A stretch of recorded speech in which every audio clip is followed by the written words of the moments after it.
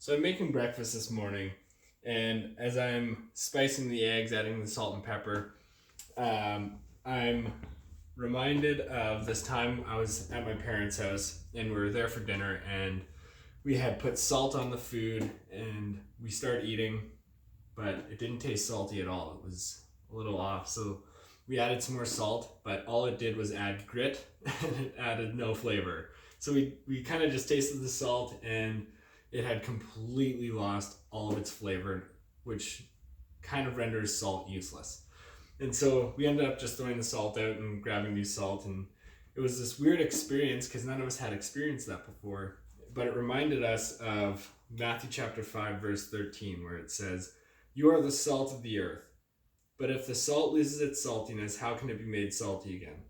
It is no longer good for anything except to be thrown out and trampled underfoot." So the thing is that as soon as salt loses its very specific purpose, it's useless.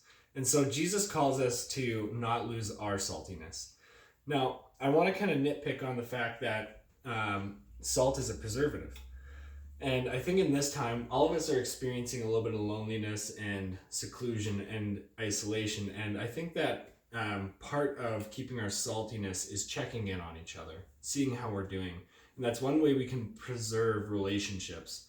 And so, I just want to remind you guys that all of us are kind of in this thing together, and in the midst of that, I encourage you to check in on your friends, specifically, or not, maybe not specifically, but especially your extrovert friends, because I think they might be hurting a little bit right now.